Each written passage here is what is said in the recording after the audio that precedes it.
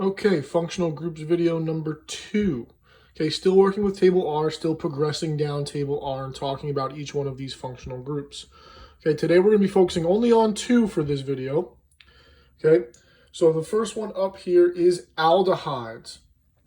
Aldehydes are interesting because they're the first thing that have a double bond O in them. Okay, based on reference table R. So double bond O. But here's the thing and the key with aldehydes is that double bond O will be on one of the ends of the molecule. So it's going to be the first or last, whichever way you see it, carbon. Okay, it's going to be on the first or last carbon. So it'll be a chain, carbon, double bond O, and then obviously the other bond for the carbon will be a hydrogen. Okay, now aldehydes end in Al. Okay, so they're kind of close to alcohols. Don't get them confused. Alcohols are Ol. Okay, aldehydes end in Al. So nice thing about aldehydes is there's no need for numbers, because they're always going to be on the end carbon. So here, okay, all I need to do is count my carbons, 1, 2, and 3. I know that this is propane. So I have my prop, and I'm not going to put the E, okay, because my new ending is Al. So this is propanol. Okay. Very easy. Okay, nothing too difficult about this. All right. So here I have another example. This time I put instead of in the beginning, I put my double bond O, and I could put in those dots if I so want to. At the end here, doesn't change a thing. All I'm doing here is counting my carbons, 1, 2, 3, 4. I have all single bonds. I kept it simple for you.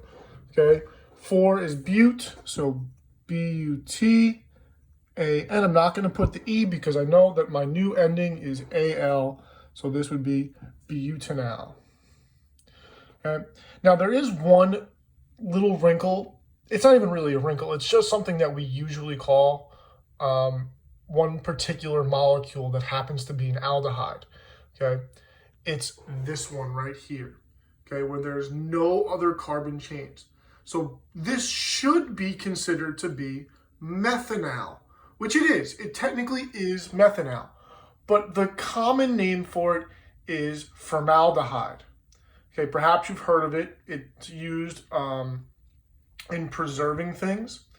Okay, oftentimes living things. But just like water is the common name for water, but we could call it dihydrogen monoxide. This is formaldehyde is the common name for methanol. Okay, so that's aldehydes. Okay, next up we have ketones. These are kind of the cousins to aldehydes. Okay, whereas aldehydes were always on the end of a chain, having a double bond O on the end of a chain, ketones have double bond O in the middle of the chain. So we're going to have to use numbers again. Okay, so you can see one chain, C, double bond O, and another chain. Okay, they'll never be on the end though. That'll be an aldehyde. So they're going to end in O-N-E for own. Okay, like ketone.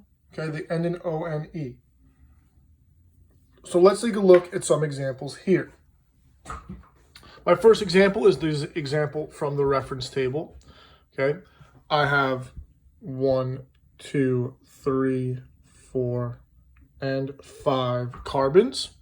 Okay, so this would normally be pentane. That is my base chain is pentane. So if I put in that and not put my E because I know my ending is going to change, okay, now I look at my functional group. I can add my electrons there. Here it is, double bond O. Okay, it's coming off of the second carbon. Now remember, okay, if this was down here, then this would be the second carbon because we go from whatever side this is closest to. Okay, so that's how we count our carbons. But this is on the second carbon, so it's going to be 2 pentane, 10 O-N-E, so 2 pentanone. All right, so I did want to give a tougher example here for our second one. Okay, same idea. This is closest to here, so I'm going to start counting over here. 1, 2, 3, 4, and 5. So again, I have 5, so that's going to be pent. Okay, but I'm going to leave it at that. I'm also going to see, ooh, I got a triple bond. Okay, so that's an ine, right? Alkyne.